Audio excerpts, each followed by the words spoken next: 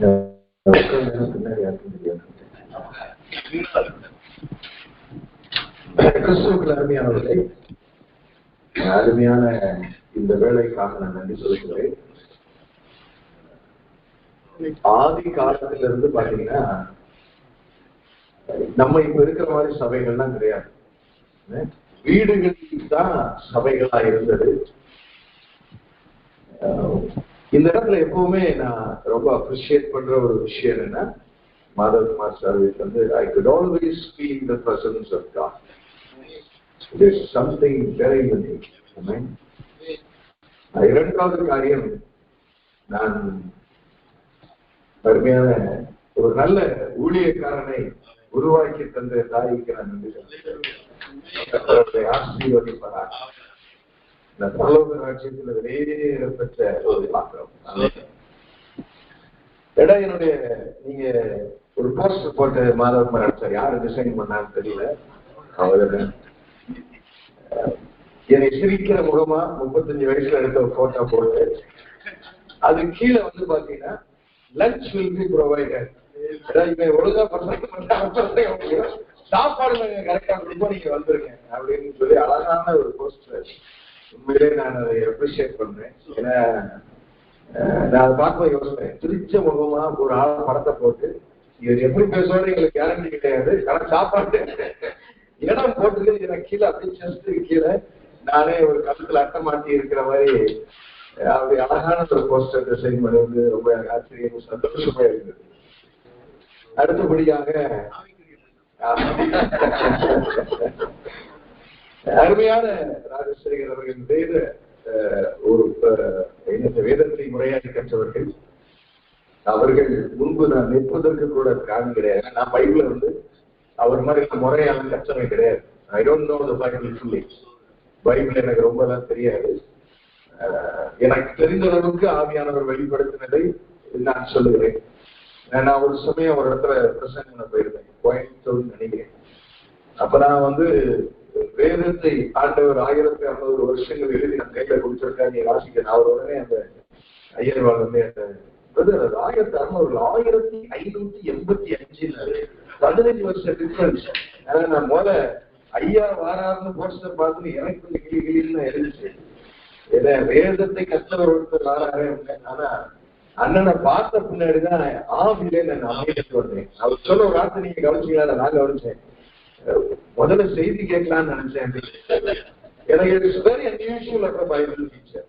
ஏன்னா சொல்லுவாங்க, ஏன் சொல்றேன்னா, when you become 50 in Christ, அதாவது கிறிஸ்துவுக்குள் 50 வயசு ஆகும்போது நீ ரொம்ப ஜாக்கிரதையா இருக்கு. ஏன் தெரியுமா? ஏன் சொல்லுங்க. எங்களுக்கு தெரியாத பிரசங்கமா இருக்கா, எனக்கு தெரியாத வேத வாசப்பா, எல்லாம் எனக்கு தெரியும் சொல்லி பிரசங்கம் நடக்கும்போது மார்க் போட இருந்தால் கையில் கிடைக்கிறாரு, கையில மோதிரம் போட்டிருந்தாரா போடலையா, சிரிச்சாரா சிரிக்கலையா, ஏன்னா அப்படி கடவுளுடைய வழிகள் வித்தியாசம். பைபிள்ல முறைப்படி கற்றுக்கிட்டாலும் பல தேசங்களிலே நீ பயன்படுத்துகிறாங்க. ரொம்ப ஆச்சரியம் தான். நான் வீட்டுல நாலாம் தகுதியெல்லாம் கிடையாது. ஆச்சரியமான காரியம். ஆண்டவருடைய எனக்கு தாளந்தை வளர்த்துக்கிறேன். நான் ஆஸ்திரேலியால இருக்கும்போது பார்த்தீங்கன்னா இங்கிலீஷ் சர்ச்ல தான் நான் பேச வேண்டிய வாங்கி. இங்கிலீஷ் தெரியாமல வெளிநாட்டுல யார் மனசாங்க பண்ண முடியும். ஒரு சின்ன பிள்ளை தமிழ் பேசாது. இங்கே டெவலப் ஆகிட்டு இருக்கு. தமிழ்ல புரியாது யாருக்கும். நீ பேசினாலும் புரியாது. அப்படி எல்லாம் அமைதி எல்லாம் ஃபாரின்ல பிள்ளைகள் அமைதியா இருக்கும். ஏன்னா அமைதியா இருக்குன்னா அது புரியும், திருப்பி பேச தெரியாத அதனால அமைதியா இருக்கும்.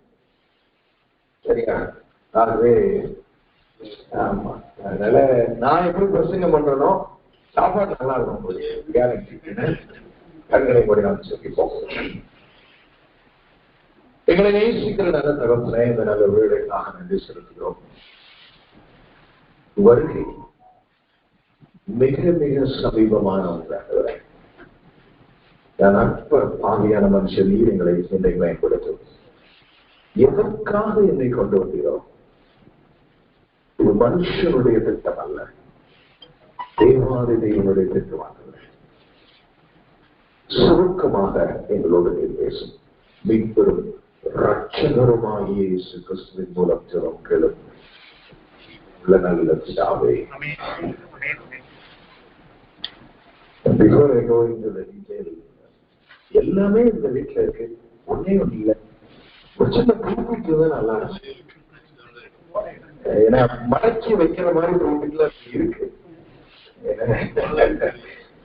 நடக்கிற அன்னைக்கு வச்சுட்டு அப்புறம் ஓரமா அங்க கூட வச்சுக்கலாம். ஏன்னா நிறைய வேத பண்டிதர்கள்லாம் இங்க வரும்போது பாத்தீங்கன்னா குறிப்பிட்டு வந்து ரொம்ப முக்கியமாயிடும் அப்படின்னு இருக்கு. ஏன்னா நிறைய பேர் வந்து என்னை மாதிரி கத்துப்பட்டியே வருவாங்கல்ல, அவங்க நோட்ஸ் எடுத்து நோட்ஸே வாசிக்கிற ஆளுங்கெல்லாம் இருக்காங்க. நான் அந்த அளவுக்கு மோசம் கிடையாது. அப்படிலாம் இருக்கும்போது வந்து ஒரு குறிப்பிட்டு இருந்தா நல்லா இருக்கும் நான் நினைக்கிறேன்.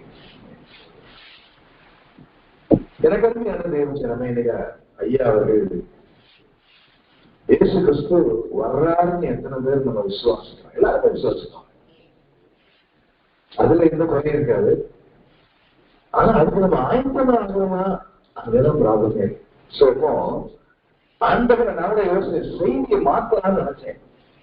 ஏன்னா ஆவியானவர் வேற பக்கம் போற மாதிரி தெரியுது, நம்ம அந்த பக்கமே போயிடுவோம் அப்படின்னு நினைச்சேன். அவருடைய வருகைக்கு நாம் எப்படி ஆயத்தமா இருக்க வேண்டும் அப்படின்னு நினைச்சேன். அது இன்னைக்கு கொடுக்கல, இன்னொரு நாள் தர்றேன். ஆனா மாதகுமார் என்னை விடவே மாட்டாரு, அதனால அடிக்கடி நான் கொடுக்க வேண்டியது இருக்கும்.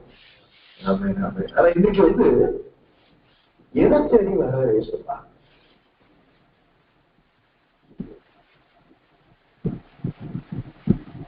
ஒரு காரியம் ஒண்ணு தெரியுமானவங்க, வாக்கு மாறானதே.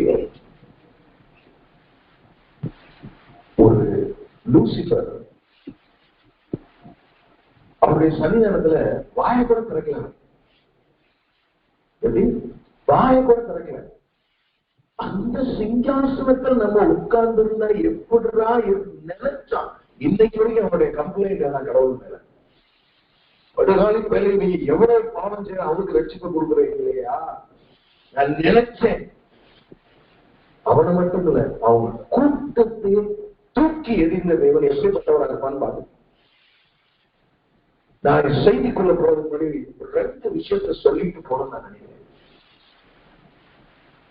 உங்களுக்கு அந்த சம்பவம் பைபிள் இருக்குன்னு சொல்றதுக்கு எனக்கு என்ன, மாதகுமார் வந்து மிலிட்ரி மேன், என்ன உங்களுக்கு தெரியுங்களா? எல்ஐசி தான் உங்களுக்கு தெரியும். நான் அவருக்குள்ள ஒரு மிலிட்ரி மேனை பார்த்தேன். 12 மணி ஆச்சுன்னா கிளாஸ் அவர் பார்க்க ஆரம்பிச்சிருவாரு. அப்ப நான் அதுக்கும் கரெக்டா நான் இருக்கணும். என்ன விஷயம் கேட்டீங்கன்னா,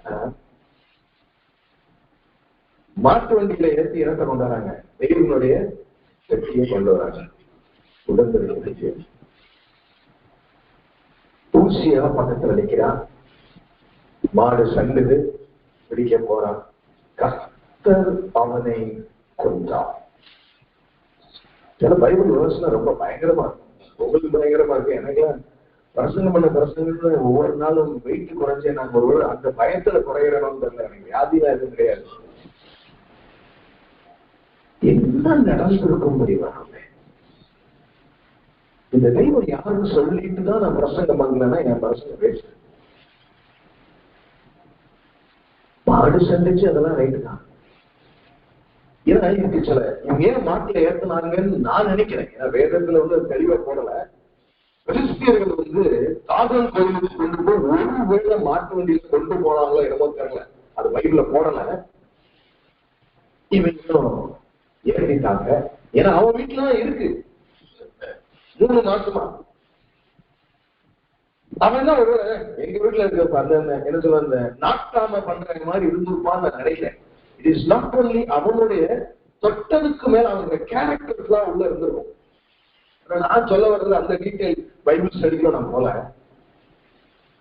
இப்படித்தான் உடன்படிக்கை பற்றிய கொண்டு போகணும்னு சொல்லி ஆண்டவர் சொல்லி இருந்ததை உங்க ஃபாலோ பண்ணல. அது நம்ம எல்லாத்துக்குமே தெரியும். எப்ப சொல்லியிருந்தாரு?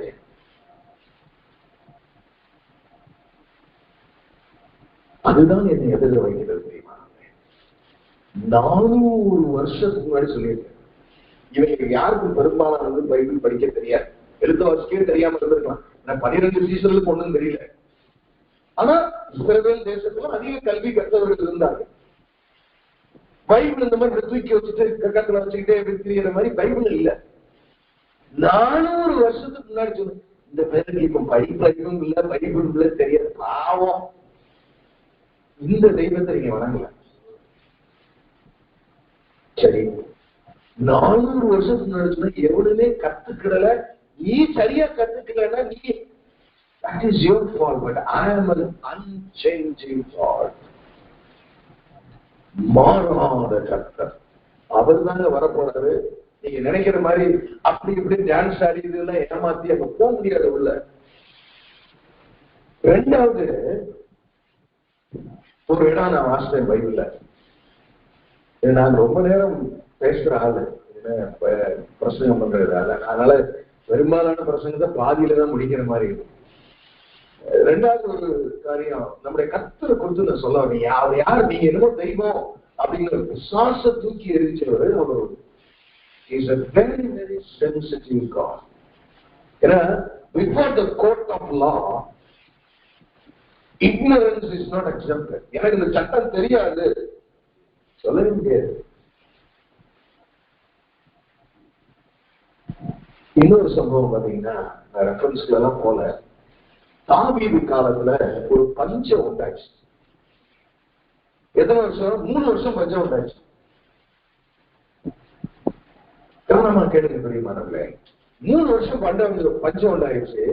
தாவீது போய் விசாரிக்கிறார், ஏன் பஞ்சம் உண்டானது அப்படின்னு. உங்களுக்கு எல்லாம் நீங்க வாழ்க்கையில சில கஷ்டங்கள் வரும்போது உங்க வாழ்க்கை எப்படி இருக்குன்னு விசாரிப்பீங்களா? இல்ல ஏதாவது ஒருத்தர் தீர்க்க தரிசனம் சொல்லுவாரு, ஜெயிப்பார், உடனே அங்கதான் வரும். ஒண்ணு டாக்டர்கிட்ட வருவோம், இல்லைன்னா ஊழியக்காரர்கிட்ட வருவோம். 2 சரியான முறை கிடையாது. நீங்க போக வேண்டிய இடம் கிருபையின் சிங்காசனம்.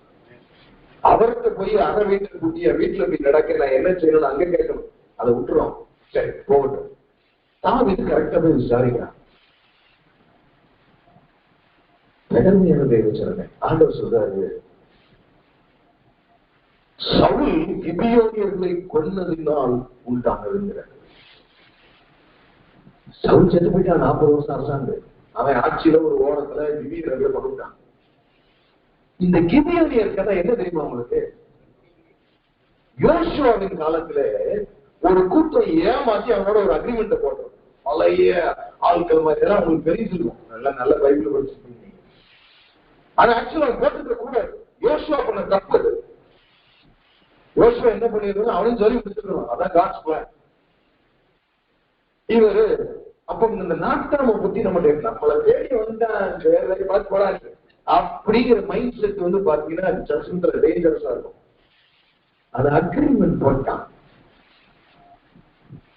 சவுல் அதை நிறைவேற்றல. சவுலுக்கு முதல்ல அந்த மேட்ரே தெரியுமானே தெரியல. அதுவும் பாத்தீங்கன்னா யோசுவாவு வந்ததுக்கும் சவுலுடைய காலத்திற்கும் நீங்க அவனுடைய 40 வருஷத்தையும் சேர்த்து பாத்தீங்கன்னா 400 வருஷத்துக்கு முன்னாடி நீ ஒரு அக்ரிமெண்ட் போட்டிருக்க, முட்டிடா போட்டிருக்கா, நீ செய்யல, 3 வருஷம் பஞ்சத்தை பண்ணாங்க. எவ்வளவு நூல் பிடிச்சு பாக்குறேன் ஆண்டவரும் பாருங்க. கிறிஸ்தவ வாழ்க்கைய கெடுக்கிறதே எனக்கு தெரியல, நான் சொல்லக்கூடாது. வெளியே கிருபை உபதேசம் சொல்லி கேவலப்படுத்துற மாதிரி யாரும் இன்னைக்கு. அதனால நான் என்ன நம்ம இன்னைக்கு செய்தி பார்க்க போறேன்னா, ரட்சிப்பை குறித்து இன்னைக்கு பார்க்க போறோம். ஆண்டவர் வரப்போறாருன்னு நம்ம பார்த்தோம். அவர் எப்படிப்பட்டவர் ஒரு சின்ன ஒரு லைட் அடிச்சு காட்டினேன் அவங்களுக்கு. இவங்க சாதாரண ஆண்டவர் நினைக்கிறாரு. உங்க இஷ்டத்துக்கு அவர் உள்ள வச்சுக்கிட்டு இஷ்டப்படிலாம் உள்ள இருக்காருல்ல, எத்தனை பேருக்கு உள்ள இருக்கிறாங்க அதுதான் இந்த செய்தி. இன்னைக்கு நிறைய பேர் ஊழியத்துல நான் 10% 15% கொடுக்குறாங்க. இப்போ பாயிண்ட் என்னன்னா, do you have the salvation of God? நீங்க கேட்டா ரொம்ப நீங்க வெளியே திட்டாதீங்க, ஆனா இதுதான் தலைப்பு. நீங்கள் ரட்சிக்கப்பட்டிருக்கிறீர்களா? நான் கொஞ்சம் மாடிஃபை பண்ணிதான் எனக்கு சொல்றேன். எப்படின்னா, ரட்சிப்பை குறித்ததான ஒரு ஆழமான சிந்தனை அதான் பார்ப்போம். ஏன்னா ஏன் இது ரொம்ப முக்கியம் சொல்றேன்னா, ஆண்டவர் யாருக்காக வராரு? ரட்சிக்கப்பட்ட ஜனத்துக்காக தான் வர்றாங்க. அப்போ உங்களை ஒண்ணு அவர் நீங்க என்ன ட்ரெஸ் போட்டிருக்கீங்க, நீங்க டை அடிச்சிருக்கீங்களா அடிக்கலையா, லிப்ஸ்டிக் போட்டிருக்கீங்களா போடலையா, பட்டு பாவையா, வீட்டுல ஏசி இருக்கு, எதையுமே பார்க்க மாட்டாரு. அவருடைய தூதர்களை அனுப்பும் போது அவருக்கு ஒண்ணுதான் தெரியும், எங்கெல்லாம் சால்வேஷன் இருக்குன்னு பார்த்து வருவாங்க. பரிசுத்த ஆவியின் முத்திரை. இந்த சால்வேஷனுடைய உள்ளடக்கங்களை இன்னைக்கு நம்ம பார்க்கணும். ரெண்டு விஷயத்தை நான் உங்களுக்கு முதல்ல வான் பண்ணணும்னு நினைக்கிறேன். இந்த ரட்சிப்பு நம்மளால எடுக்கவே முடியாது, தேவன் தான் கொடுக்க முடியும். 200% அவருடைய ஒர்க்கு. ரட்சிப்பை it is purely his gift. சரி, அப்போ அவர் கொடுக்குற கிஃப்ட் தான். அவர் என்ன விரும்புறாரு, உலகத்துல இருந்து எல்லாரும் ரட்சிக்கப்பட்டு கொடுத்துட்டு போக வேண்டியதானே. இன்னொரு மேட்டர் இருக்கு, நம்ம ரிசீவ் பண்றதுக்கு ஆயத்தப்படும். We should be in the receiving mode. மனுஷ தப்பு பண்றது அங்கதான். அது எங்க பாரம்பரியம் இருக்குங்க எங்களுக்கு. நான் அதெல்லாம் ஆண்டவரை ஏற்றுக்கொள்ள முடியாது. இப்போ முதல் காரியம், ரட்சிப்ப நம்மளே இப்ப எடுக்க முடியாது. நான் ஏன் எடுக்க சொல்றேன்னு ஒரு காரணம் இருக்கு. நம்ம ரோமர்ல ஒரு வசனம் இருக்கு, இருதயத்தில் விசுவாசிக்கப்படும், வாயினால் அறிக்கை பண்ணப்படும். இத ஒரு காலங்களில் நிறைய பேர் தவறாய் பயன்படுத்தி விட்டார்கள். ஒரு முறைமை இல்லை. என்ன நினைப்பாங்க, இப்ப யாரெல்லாம் இயேசு கிறிஸ்து செஞ்சு கொள்றீங்க அப்படி கையை தூக்குவாங்க. அப்ப நாங்க சொல்ற ஜபத்தை சொல்லுங்க, கர்த்தராகிய இயேசு கிறிஸ்து மெய்யானது, நாளின் பாவங்களை மணி இயேசுவை உள்ளத்துல இப்ப நீங்க ரட்சிக்க போங்கன்றாங்க. அது ரட்சிப்புல அவங்களுக்கு வந்ததுக்கு மாதிரிலாம் தெரியாது. ஒரு 10% வரலாம். உண்மையிலே அவன் இருதயத்துல விசுவாசிச்சு வாழ்க்கை மாற வேண்டும் என்று இருந்தால் அது இருக்கும். ஆனால் அந்த சின்னஸ் பிரேயர் சொல்லுவாங்க. நான் ஏன் இதை எல்லாரும் ரட்சிக்கப்பட்ட இடத்துல இதை குறித்து பேசுறேன் அப்படிங்கிறதுக்கு இதுதான் காரணம். நீங்க வெளியில போய் சுவிசேஷம் சொல்லுகிறவர்கள் எங்க நம்ம தப்பு பண்ணக்கூடாது, எப்படி சொல்லணும் என்ற முறைமையை நான் உங்களுக்கு சொல்ல வேண்டும் என்று நினைக்கிறேன். ஒரு மனுஷனுக்குள்ள அந்த ரட்சிப்பு என்பது உள்ளான அனுபவம். கடவுள் பேரை மட்டும் மாற்றி பிரயோஜனமே இல்லை. முந்தி நான் அப்படி இருந்தேன், இப்போ இயேசுன்னு பேரை சொல்லி கூப்பிட்டேன் அப்படிங்கிறது it is not the perfect salvation. ரெண்டாவது, உங்களுக்கு மத்திய வேத பண்டிதர்கள் இருக்கிறாங்க. என்னைக்குமே பைபிள் அந்த கான்டெக்ஸ்ட்ல தான் நம்ம படிக்கணும். ரெண்டாவது பாத்தீங்கன்னா, நம்ம ஒரு வசனத்தை மட்டும் வச்சுட்டு ஆடக்கூடாது. There should be confirmation in different scriptures. அப்போ சால்வேஷனுடைய உள்ளடக்கம் என்ன? இதை ரொம்ப அழகாக வேதத்துல எங்க பார்க்க முடிகிறது? நமக்கு எப்பவுமே என்ன ஓடுவோம் போது, யோவான் 3:16. For God so loved the world that he gave his only begotten son, that whosoever believeth in him should not perish but have life everlasting. அவர் விசுவாசிக்கிறவன் எவனோ, ஆங்கிலத்துல பிலீவ் இருக்கு, அவரை நம்புகிறவன் எவனோ அப்படின்னு கூட வச்சுக்கலாம். அப்ப இந்த சால்வேஷன், தயவுசெய்து சொல்றேன், உங்க சால்வேஷன், அதாவது வீடை கட்ட ஆரம்பிக்கிறதுலாம் பெரிய பாதியே கட்டி கட்டாம இருக்கிற வீடை பார்த்துருக்கீங்களா? நம்ம எல்லாத்துக்கும் என்ன நினைக்கிறோம்னா, நம்ம ரட்சிப்பை கன்ஃபார்ம் நம்ம பாதியில கட்டி நிப்பாட்டி இருக்கிறோமா, முடிவு பரியந்த நிலைக்கு இருப்பவனே ரட்சிக்கப்படுவான். It is a process. இதுல இந்த ரட்சிப்பை குறித்து ஒரு புத்தகம் மிக அழகாக சொல்லுகிறது வேதத்துல, புதிய ஏற்பாட்டுல. எந்த புத்தகம்? யோவானின் புஸ்தகம். நாம அதை குறித்து நாம ஒரு சுருக்கமாக நம்ம பார்ப்போம். நம்ம இன்னைக்கு என்ன சிந்திக்கிறோம்? ரட்சிப்பை குறித்துதான ஒரு ஆழமான சிந்தனை.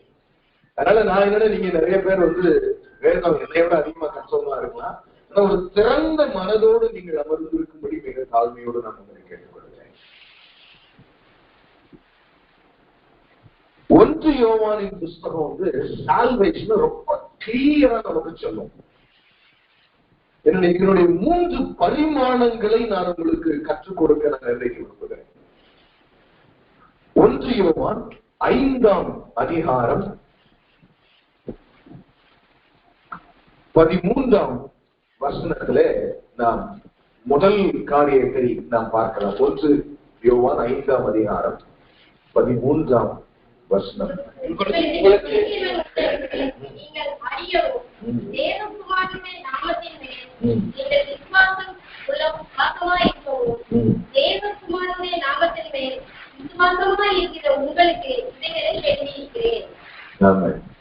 எத்தனை பேருக்கு புரிஞ்சு?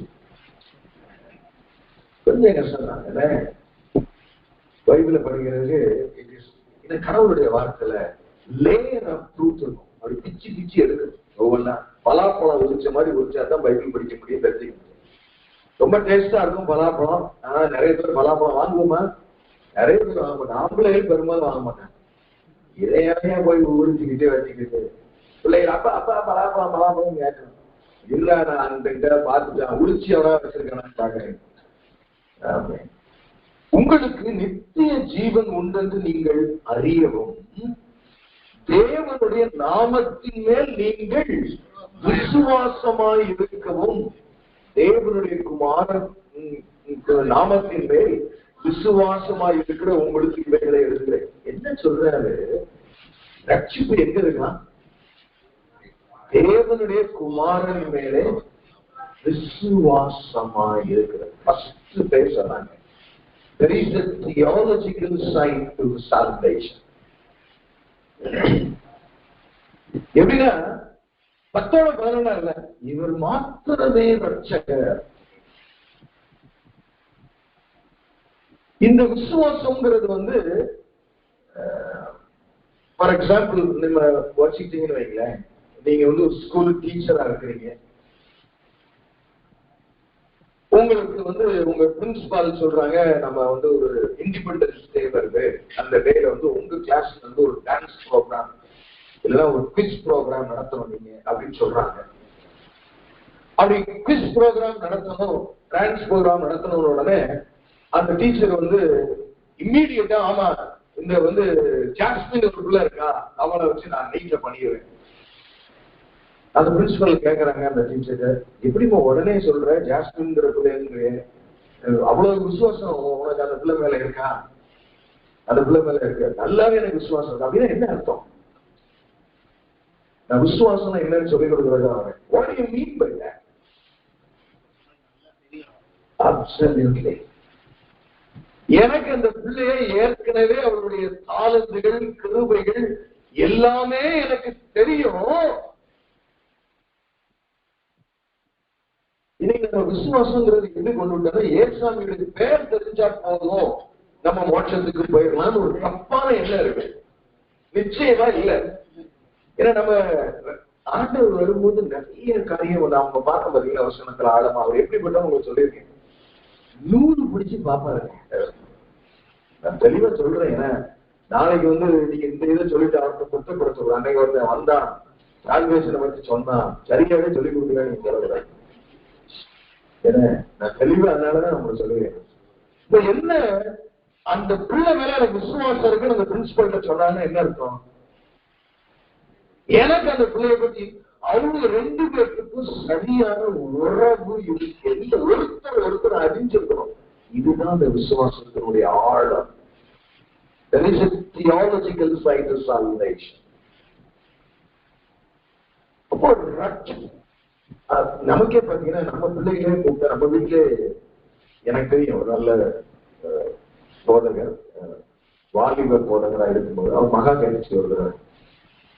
எப்படிப்பா சர்ச்சையில போய் இப்படி அடிச்சு இப்படி பிரசங்க முறை இது மாதிரி ஏசி செஞ்ச அற்புதங்களை நேரா பார்த்த மாதிரி நேராதான் பார்த்தா எப்படி சொல்றீங்க? நம்ம வீட்டு பிள்ளைகள ஏன்னா இப்படி கேட்கிறானே என் மகன் சார்.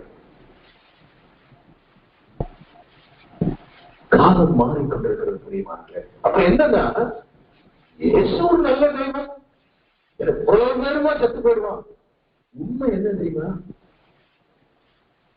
நரகத்துக்கு போறவங்க ஜாஸ்தி.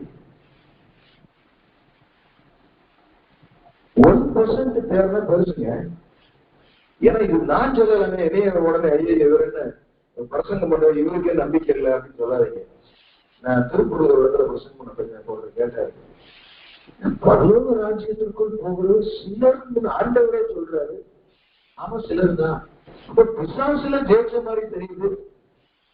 ஆண்டவருக்கு எவன் ஜெயிக்கிறான் எவன் ஜெயிக்கலைங்கிறதுல முக்கியம் இல்லை. கடுமையான தேவஜனமே, நீங்கள் அவரை அறிந்திருக்கிறீர்களா? ஒரு கணவன் மனைவியை அறிந்திருக்கிற, that is the terminology God is using here. Do you know me? ரொம்ப முக்கியங்க. எனக்கு ஏசாமி பேரை சொல்றேன், தசம பாகம் கொடுக்குறேன், பாட்டு பாடுறேன், கையை தட்டுறேன், மோட்சத்துக்கு போயிடலாம் நினைச்சதாங்க போக முடியாது. சால்வேஷனுடைய ஆழம் இது. ஃபார் எக்ஸாம்பிள், ஒரு மருமை வீட்டுக்கு வர்றாரு.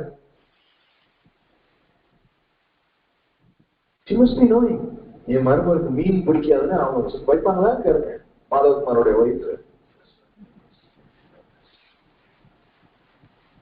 She must know him. பிரியமானே, யோசிச்சு பாருங்களேன், நம்ம ரட்சிக்கப்படுறதுக்கு தன் குமாரனையே தேர்ந்தெடுத்திருக்காம யாரா தேர்ந்தெடுப்போமா? அப்படி சொல்றேன். இல்ல ராஜா, நீதான் உலகத்தை உண்டான, நான் உளுந்து போனா என்ன செய்ய கேட்டிருப்பாரு.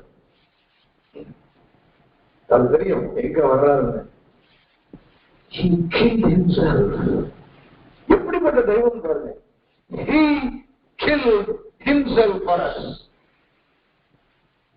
நமக்காக தன் ஜீவனையே அளித்தவர் அவர் வருகிறார். நம்ம சால்வேஷன்ல ரொம்ப கேர்ஃபுல்லா இருக்கும். ஏன் சொல்றேன்னா, மாதவகுமார் சாருக்கு மகன் தான் பொண்ணு பார்த்தார்ல, பார்க்கும்போது ஒரு சில காரியங்கள் அவர் பார்த்துருப்பாரு. என்ன பார்த்துருப்பாருன்னா, பார்க்கும்போதே இப்போ மாதவகுமார் சார் வேண்டாம், யாரும் எக்ஸ்பிரஸ் வச்சுக்கோங்களேன், எதிர்த்து இந்த குடும்பத்தையும் சொல்லிக்கிட்டேன், சோறு போட முடிச்சவங்க. அப்போ வரும்போது பையன் நல்ல பையன் ரசிக்கப்படலாம். பொண்ணு பார்க்கும்போது சொல்றாங்க, இருக்கோம் எப்பவுமே நல்லா இருக்கும், சிரிச்சே பேசாது ஒரு மாதிரி இருக்குன்னா, ஐயா சாமி அந்த பொண்ணே எனக்கு வேண்டாம். மனம் அதை இன்னொரு பிள்ளை பாக்குறாங்க, எப்பவும் சிரிச்சு சந்தோஷமா இருப்பாங்க. ஏதோ ஒரு நல்ல பாயிண்ட் அதுல இருக்கு. அப்பா பார்க்க மாட்டேமா, அவர் வரப்போறாருன்னா எப்படி வருவாரு? வரப்போறாரு நம்ம கஷ்டத்தெல்லாம் போக்க வராரு, மனவாளனா வாராரு. அதாவது குமாரன் பிதா தன் குமாரனுக்கு பொண்ணு வளர்த்துட்டு இருக்காரு. நீங்க தான் பிட்டான்னு பாத்துக்கீங்க, அவ்வளவுதான். நீங்க பிட் இல்ல, கண்ணாடி முன்னாடி இருந்து ஐயோ அதெல்லாம் பாக்குறாருதான். கண்ணாடி முன்னாடி தேர மாட்டிக்கிறோம் நம்ம என்னதான் இருந்தாலும். ஆனா நீங்க ஃபிட்டா இருந்தாதான் அவர் மகனுக்கு அவருடைய சரீரத்துல உங்களுக்கு இடம் உண்டு. இதெல்லாம் இருக்காது. தயவுசெய்து சொல்றேன், நாம இந்த ஊசியா ராஜா நான் பக்கத்துல நின்று மாடு செஞ்சுட்டு கீழே விட போனேன். குட் இன்டென்ஷன்ஸ் எல்லாம் கடவுளுக்கு தேவையே கிடையாது. God is not interested in good intentions. God is much more interested in obedience. பிரியமான தேவ ஜனமே, நீங்க வர்றது சாதாரண ஆள் இல்ல, மணவாளன் வரப்போகிறார். நீ ஆயத்தமா இருக்கணும். இரண்டாவது ஒரு காரியத்தை, மூணு காரியம் சொல்லி நான் முடிச்சுட்டேன். 1 யோவான் 2ஆம் அதிகாரம் 3ஆம் வசனம். அவருடைய கற்பனைகளை நாம் கை கொள்கிறவர்களானால் அவரை அறிந்திருக்கிறோம் என்பதை அதனால் அறிவோம். சால்வேஷனுடைய அடுத்த பகுதி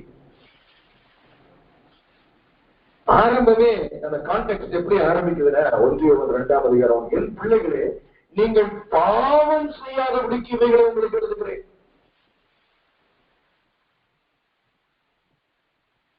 என கிருபையின் கால உபதேசம் நமக்கு இன்னைக்கு இருக்கு. ஏன்னா நமக்கு நல்லாவே தெரியும், நம்முடைய பகுதியினால நம்ம மோட்சத்துக்கு யாருமே போக முடியாது, நம்முடைய கிரியைகளினாலும் போக முடியாது. அது தேவனுடைய சுத்த கிருபை. நான் எப்பவுமே சொல்லுவேன், எம்ஏ படிக்க தெரியும், சர்டிபிகேட் வச்சிருக்கேன், ஆனா ஒரு வார்த்தை இங்கிலீஷ்ல எழுத முடியாதுன்னா ப்ரூஃப் ஆஃப் சால்வேஷன் இருக்கா அவங்க பாருங்க. இங்க என்ன, அதாவது ரட்சிப்புடைய அடுத்த பரிமாணத்தை எழுதுகிறார் ஆவியானவர். என்ன எழுதுகிறாரு? அவருடைய கற்பனைகளை நான் கை கொள்ளுகிறவரானால் அவரை அறிந்திருக்கிறேன். அவர் அறியாதவங்க, அறிஞ்சவங்க ரட்சிக்கப்பட்டவங்க, அறியாதவங்க. நீங்க அறிஞ்சவங்களுக்கு என்ன இலக்கணம் கொடுக்கப்படுகிறது பிரியமானவர்களே?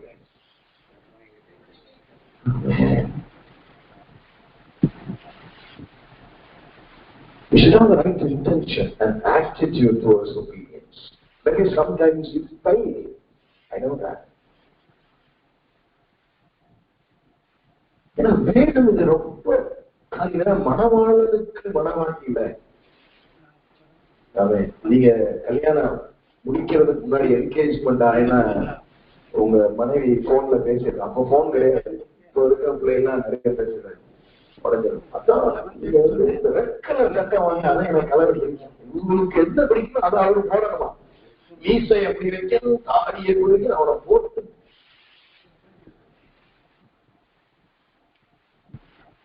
எவ்வளவு செய்யறாங்க. ஆண்டவர் சொல்றாரு, நீ அறிஞ்சிருக்கிறேன்னா நம்ம எல்லாம் ரட்சிக்கப்பட்டு It is free. It is a gift. நீங்க ரிசீவ் தான் பண்ணணும், வேற ஒண்ணுமே இல்லை. ரிசீவ் பண்ணிட்டா போதும். ஆனா ரிசீவ் பண்ண உடனே என்ன செய்யறாரு? கல்யாணம் கொடுத்து கடற்கடன் வீடா வராது. எவன் சட்டப்படாம உள்ள வந்தாரு? எல்லாரும் வாங்கலான்னு கூப்பிடுறாரு. Understand the character of almighty God. உங்களுக்கு பயம் என்ன இருக்குன்னா, கஷ்டத்துக்கு முடிதான் வாழணும்பா, இதுதான் உங்களோட பயமா இருக்கும். வேற எதுக்குமே நீங்க பயப்பட, வறுமைக்கோ வியாதிக்கோ மரணத்துக்கோ எதுக்கு நீங்க பயப்பட வேண்டாம். ஆனா இது ஒண்ணு பயம் என்ன சொல்றாருன்னு பாருங்க. கீழே 2 வருஷத்துக்கு வாசிட்டு அடுத்தது பேசி நான் முடிச்சுறேன். அவருடைய கற்பனைகளை நாம் கை கொள்கிறவர்களானால் அவரை அறிந்திருக்கிறோம் என்பதை அதனால் அறிவோம். உங்களுடைய சால்வேஷன் ப்ராஜெக்டினுடைய கோல் என்ன வேணும்? வசனத்தின் முடி வாழணும். அதாவது என்ன ஆண்டவர் எதிர்பார்க்கிறேன் சிக்குங்க. கடவுள் வந்து உங்க மூலமாக கிரியை செய்த தெய்வ திட்டம். அப்போ ஆண்டவர் வந்து அப்படி செய்யும் போது உங்க வாழ்க்கையினால அநேகர் கிறிஸ்துவை அறிந்து கொள்ள வேண்டும் என்று நினைக்கிறார். 4ஆம் வசனத்தை பாருங்க. அவரை அறிந்திருக்கிறோம் என்று சொல்லியும் சார் ஆவியானவர் என்ன தெளிவா சொல்றாரு பாருங்க. அவருடைய கற்பனைகளை கை கொள்ளாதவன் பொய்யனாயிருக்கிறான், அவனுக்குள் சத்தியம் இல்லை. நீ என்ன சிம்பிளா வசனத்தின்படி நீ வாழலன்னா பொய்யன். பொய்யன் எப்படியா அவருடைய வருகையில போக முடியும்? என்ன பயம் காட்டுறீங்க? சர்ச்சுக்குள்ளே 1% தான் போவான். அப்படிதான் எனக்கு தெரியுது. ஊழியக்காரன் தெரியல, மிச்சம் நிறைய பரிசுத்தவான்கள்லாம் இருக்கிறாங்க. அப்படிதான் நான் நினைக்கிறேன். எனக்கு தெரியாது. ஒன்னே ஒண்ணு மட்டும் தெரியும், உங்களை சேஃபா பார்த்து இந்த தேவன் நூல் பிடிச்சு பாப்பாரு. தெளிவா சொல்றேன், மனுஷன் தப்பு பண்ணிட்டாங்கிறது தன்னையே கொல்லுவதற்கு தயாராயிருக்கிற கர்த்தர் அவர் வருகையிலே எவ்வளவு எதிர்பார்ப்பார் என்று பாருங்கள். ஏன் போனா இப்படி இன்னைக்கு சொல்றாங்க இன்க்ளூசிவிட்டியா அவனு சொல்றாங்க. இப்போ நான் நேற்று அன்னைக்கு தட்சணை அப்படி நெட்டை பார்த்துருக்கும் ஒரு அம்மா வந்து கணவனோட நல்லா வாழ்ந்துட்டு இருந்துச்சான். ஸ்டேட்மெண்ட பாருங்க. கணவனோட நல்லா வாழ்ந்துட்டு இருந்துச்சா, பிள்ளை எல்லாம் இருக்கா, நல்லா இருந்துச்சா. ஆனா திடீர்னு நான் டைவர்ஸ் பண்ணிட்டேன். ஏன்னா திடீர்னு எனக்கு ஒரு உணர்வு வச்சு, ஏன்னா my mind is lesbian mind தெரிஞ்சிச்சு. பெண்ணுக்கும் பெண்ணுக்கும் தான் எனக்கு உறவு இருக்கிற ஒரு மனப்பாக்கம். This is the way that I made. நான் அப்படிதான் என்னுடைய பிறப்புல எனக்கு இருக்கு. அதனால வந்து இன்னும் பேசுறேன் எவ்வளவு கேவலமாய் போய் கொண்டிருக்கிறது பாரு. நல்ல வாழ்க்கையை தொலைச்சாங்கம்மா. கடைசி காலம் பிரியமானவர்களே, என்னுடைய வருத்தமும் வேதனை என்னன்னா, இந்த கொஞ்ச ஜனமாயிலும் போகணுமே நான் நினைக்கிறேன். வேற எதுவுமே நான் நினைக்கல. ஏன்னா இது யாருக்கும் நிரந்தரமான வீடே கிடையாது. பூமி 100 வருஷத்துக்கு முன்னாடி இருந்த எவனா ஒருத்தரை காட்டுங்க பிளஸ் அவுட்ல அமுக்கி விட்டா தண்ணி வெளியே தள்ளிடுது. அவ்வளவு அடுத்த வர 100 வருஷம் கழிச்சு அதனால ஆலோசனை என் பூமியில நீங்களாம் வந்துட்டு போயிட்டே இருக்கிறாங்க. செத்த பின்னாடி நம்மளால ஒண்ணுமே செய்ய முடியாது. 100% அவர் ஆளுகைக்குள்ள போயிடும். தயவு செய்து சொல்றேன், ஒரு பரிசுத்த என்ன சொல்றாரு பாருங்க, அவரை அறிந்திருக்கிறான் என்று சொல்லி அவருடைய கற்பனைகளை கைக்கொள்ளாதவன் பொய்யாக இருக்கிறான், அவருக்குள்ள சத்தியம் இல்லை. அவருடைய வசனத்தை கை கொள்ளுகிறவனிடத்தில் தேவ அன்பு மெய்யாகவே பூரணப்பட்டிருக்கும். தேவ அன்பு வேணுமா? ஃப்ரீ. யாருக்கெல்லாம் வேணும்? இங்க வந்திருக்கவங்களுக்கு நீங்க சாப்பாடு உண்டு. வெஜிடேரியனா நான் வெஜிடேரியன் தெரியல, நான் கண்டிப்பா லென்த் காலம் வெஜிடேரியனா தான் இருக்கும். இருந்தாலும் பரவாயில்ல. அது இன்னொரு டிபேட். லென்த் காலத்துல கறியை சாப்பிடுறதா காய்கறி? வசனத்தை கிரிப்படி சாமி கறிக்கிற யாரும் நடக்கட்டுமே. அதாவது ஒரு சிலர் அந்த ஐடியால இருந்தீங்கன்னா நான் இதுல யாரும் கொஞ்சம் உருப்படியா இருந்து பாக்குறேன். அந்த முயற்சியை தேவைச்சு அஞ்சு என்ன சொல்றாரு பாருங்க, பொய்யனா இருக்கிறான், அவனுக்கு ஒரு சத்தியம் இல்லை. அவருடைய வசனத்தை கை கொள்ளுகிறவர்களிடத்தில் தேவ அன்பு மெய்யாகவே பூர்ணப்பட்டிருக்கும். நாம் அவருக்குள் இருக்கிறோம் என்பதை அதனால் அறிவோம். அவருக்குள்ள இருக்குதான். எனக்கு ஒருத்தர் கேட்டாரு, நான் அடிக்கடி சொல்லியிருக்கேன், கடவுளுக்கு வந்தமான்னு நினைக்கிறேன், ஆனா சேர்த்து பிடிச்சிட்டு இருக்கேன், எப்படி மோட்சத்துக்கு போகணும்னு. எனக்கு நீங்க மோட்சத்துக்கு போவீங்களா போக மாட்டீங்களா எனக்கு தெரியாது. ஆனா ஒண்ணு தெரியும், அவரை உள்ள வச்சுக்கிட்டு விடுறீங்களே, அதான் எவ்வளவு கனவீனப்படுத்துறீங்க. அதுக்கு நியாய தீர்ப்பு உண்டு மட்டும் எனக்கு தெரியும். அதை சொல்லிக்கிட்டு இருக்கும்போது ஆகிய ஏன்ட்ட பேசுறது இல்லை, நீ அப்போ உள்ள வச்சு என்னென்னலாம் கரெக்டா பேசுறியா பொய் பேசுறியா? நான் ஜீரன் குடிக்காம இருக்கலாம். என் லெவலுக்கு ஏண்ட வராரு அவியானவர்.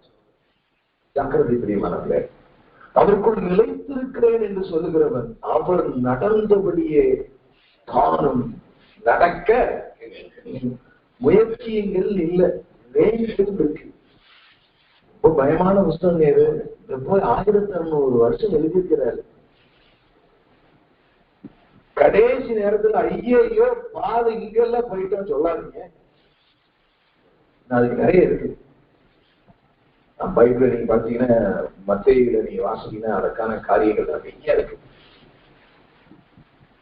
7ஆம் அதிகாரத்துல யாராவது அது ஒண்ணு மட்டும் வாசிங்களேன். மத்தேயு 7ஆம் அதிகாரம் 21, 22 நம்ம அடுத்த கரைச்சு போயிடுவோம். மத்தேயு 7ஆம் அதிகாரம் 21, 22 வருஷம்.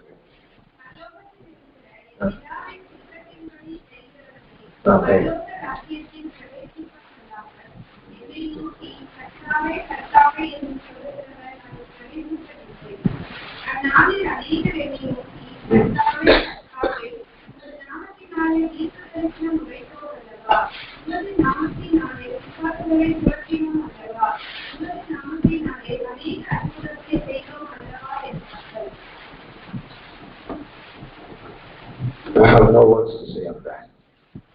அக்கிரம செய்கைக்காரரே என்னை நடந்து போங்கள். நல்லா தெரிஞ்சுங்க, நீங்க ரட்சிக்கப்பட்டது எதுக்கு? நீங்க சபைகள்ல தவறான ஒரு போதனை சொல்லிக் கொடுக்குறாங்க. என்ன போதனை தெரியுமா? ரட்சிக்கப்பட்ட இங்க ஒருத்தர் ஒரு அடிமை நமக்கு சிக்க இருக்கிற இயேசு அடிமை, அவருக்கு வசனத்தை சொல்லிட்டு ஓடி வந்து கொரியர் பாய் மாதிரி உனக்கு அப்படி வாயில அப்பளத்தை ஊட்டுவாரு, பிரியாணியை ஊட்டுவாரு. நான் அந்த பைக்கு எங்க ஆக்டர்ல நிச்சயம் நமக்கு உதவி செய்யுங்க. அவர் இல்லாம அடுத்த சாப்பாடு ஏற்றுட்டாங்க நமக்கு. அவர் இல்லாம எதுவுமே இல்லை. ஆனா அவரை வெரி சென்சிட்டிவ் காட். அவர் தம்முடைய மகிமையை வேறு ஒருவருக்கும் குறைந்திருக்காரு. அப்ப நம்ம எப்படிப்பட்டவர்களாய் வாழ வேண்டும் தெரியுமா? அவர் பரலோக ராஜ்யத்துல ஐயோ நம்மளே பாத்தீங்கன்னா யூடியூப்ல ஒரு மெசேஜ் கூட வியூஸ் எவ்வளவு இருக்கு. வியூஸ் எடுத்து நீங்களே பாத்தீங்கன்னா நிறைய பேர் யூடியூப்ல போறதுக்கு யூடியூப்ல என்ன கண்டென்ட் பேசிருக்கலாம் பாக்குறது இல்ல. வியூ என்ன இருக்கு, சப்ஸ்கிரைபர் எவ்வளவு இருக்கான், சரி அது தேராது போல தெரியும். ஏங்க நிறைய பேர் தேராதே, உங்களுக்கு தேர்வுல இப்படிதான் எல்லாமே நம்ம டெய்லி விட்டு வேறு மதத்தில் அந்த கிறிஸ்து வேற அந்த கிறிஸ்துவ பின்பற்றி போனீங்கன்னா நரகம் உறுதியா நம்மளுக்கு இருக்கும். அந்த கிறிஸ்து வேறு பைபிள் சொல்லுங்க. அப்போ ரெண்டாவது விஷயம் நம்ம சால்வேஷன்ல முக்கியப்படுத்துகிற காரியம் கீழ்ப்படிதல். மூன்றாவது ஒரு காரியம் அதே 1 யோவான் 3ஆம் அதிகாரம் 14ஆம் வசனத்திலிருந்து நானே உங்களுக்கு வாசிக்கிறேன். அப்பதான் இடையில சொல்றது சரியா இருக்கு. இந்த சால்வேஷனுடைய தேர்ட் வெர்ஷன் இதெல்லாம் இந்த இன்கிரீடியன்ட் எல்லாம் சேர்ந்ததுதான் சால்வேஷன். நாம் சகோதரத்தில் அன்பு கூறுகிறபடியால் மரணத்தை விட்டு நீங்கி ஜீவனுக்குட்பட்டிருக்கிறோம் என்று அறிந்திருக்கிறோம். மரணத்தை விட்டு நீங்கி ஜீவனுக்குட்பட்டிருக்கோம் என்ன அர்த்தமா? சால்வேஷன் அர்த்தமா இல்லையா?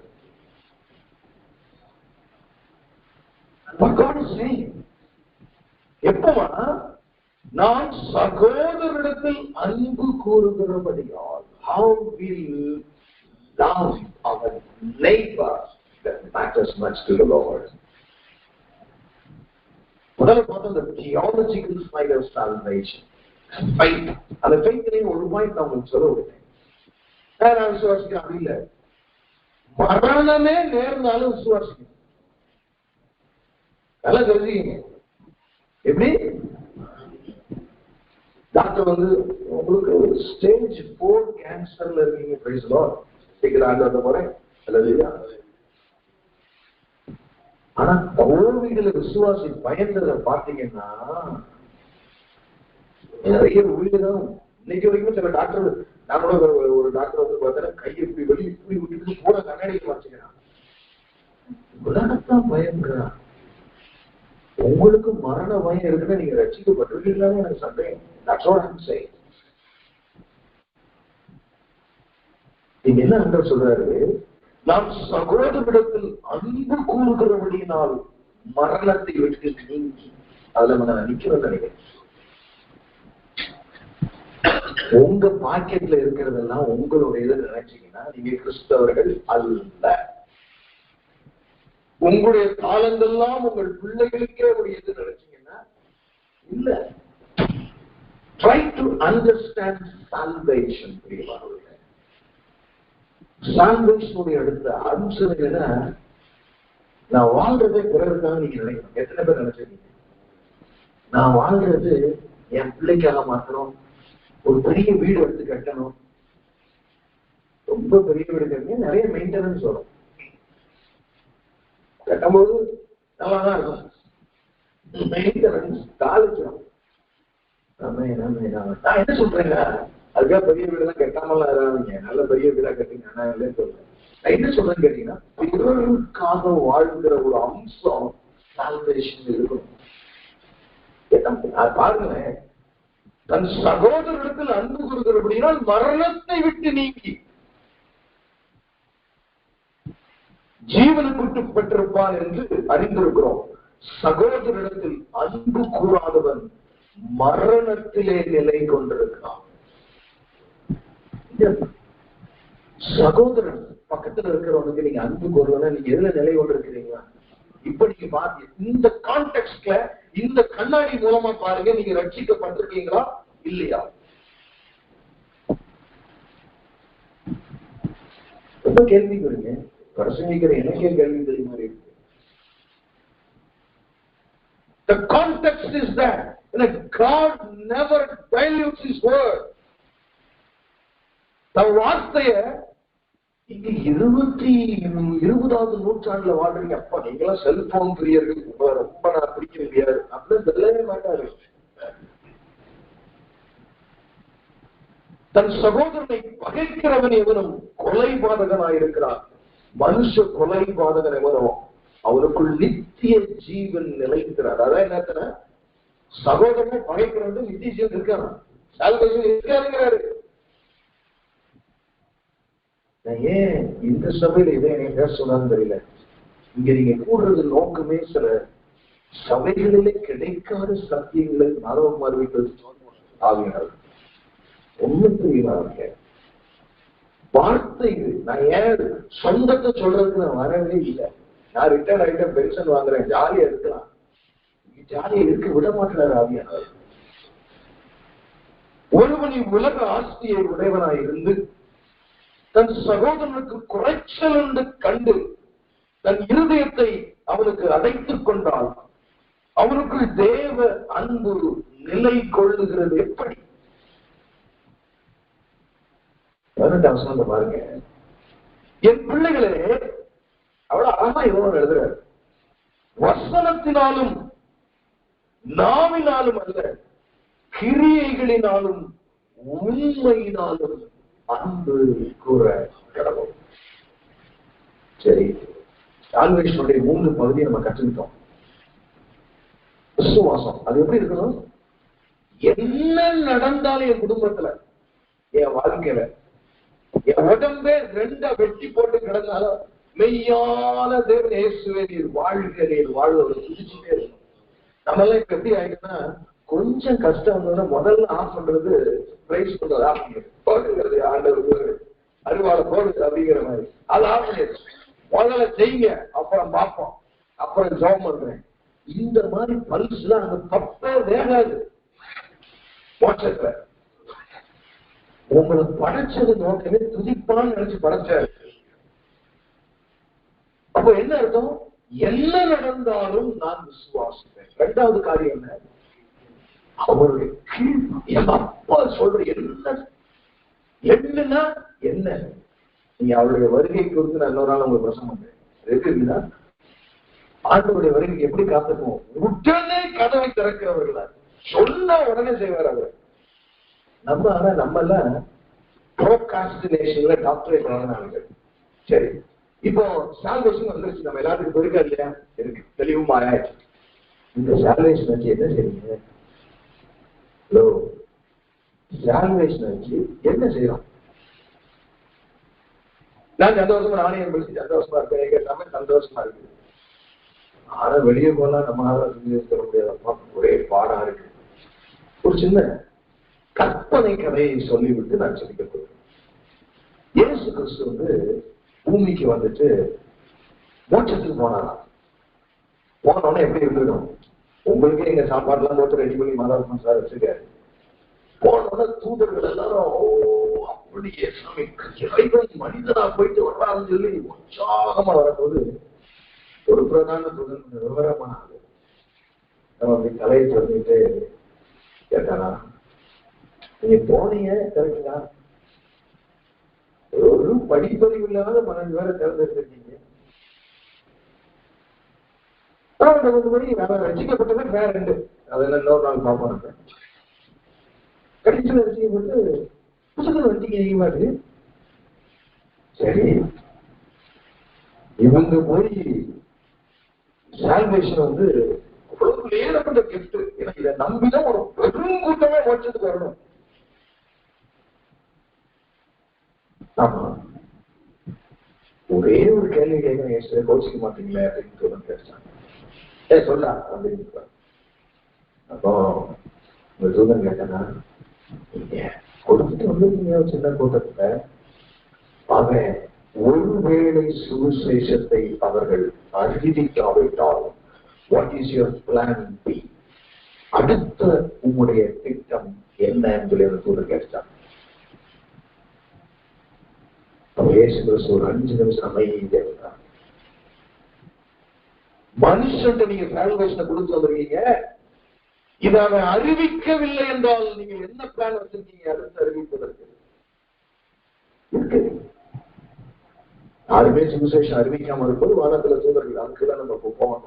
ஏசாமி சொன்னாரா 5 நிமிஷம் அமைதியா இருந்தாரா? அப்படி சொன்னா அந்த தூதரை பார்த்து, I have no other plans. என் பிள்ளைகள் மூலமாகத்தான் நான் ரட்சிப்பை அறிவிக்க விரும்புகிறேன். இந்த வாழ்க்கை இந்த நாள் திரும்பி வராது பிரியமானவர்களே. சுவிசேஷத்தை அறிந்து நிச்சயம் போராட்டம் எல்லாரும் எதிர்ப்பாங்க. நீங்க எங்கெல்லாம் நேசிக்க முடியுமோ அங்கெல்லாம் அறிவிங்க. சும்மா போயிட்டு எங்கன்னு கூட அறிவிக்கிறது எனக்கு தெரியல. நீங்க நேசிக்கக்கூடிய இடத்துலயாலும் சுவிசேஷ தருவீங்கள் கட்டளை சொல்லிப்போம். எங்களை நேசிக்கிற நல்ல தகப்பனே, அந்த வார்த்தைக்காக நன்றி. எங்கள் ரட்சிப்பு அந்த விசுவாசம் உறுதியாக இருக்க வேண்டும் என்று சொன்னீர். எங்கள் ரட்சிப்புல கீழ்ப்படுதல் இருக்க வேண்டும் என்று சொன்னீர். எங்கள் ரட்சிப்புல பிறரை சிநேகிக்க வேண்டியது இருக்க வேண்டும் என்று சொன்னீர். கடைசியா இந்த ரட்சிப்பை நான் தான் எடுத்து செல்ல வேண்டும் என்று சொல்லியிருக்கிறேன். வந்திருக்கிற ஒவ்வொருவரும் கருத்துல கொடுக்கிறோம். ஆசீர்வதிக்கப்பா. எனக்கு பயமெல்லாம் நீர் மனவாளனாய் வரப்போகிறே. தான் மகனுக்கு மனைவியாக என்னை தெரிந்து கொண்டீரே. இலவசமாய் இந்த ரட்சிப்பை எங்களுக்கு கொடுக்கிறேன். அதை ஆண்டவரே, உம்முடைய சித்தத்தை நிறைவேற்றுவதற்காக நாங்கள் வாழ வேண்டும் என்று எங்களை அழைக்கிறேன். மீட்பரும் ரட்சகருமாகிய இயேசு கிறிஸ்துவின் மூலம் ஜெபம் கேளும் எங்கள் ஜீவனுள்ள நல்ல பிதாவே. ஒரே ஒரு பாயிண்ட்,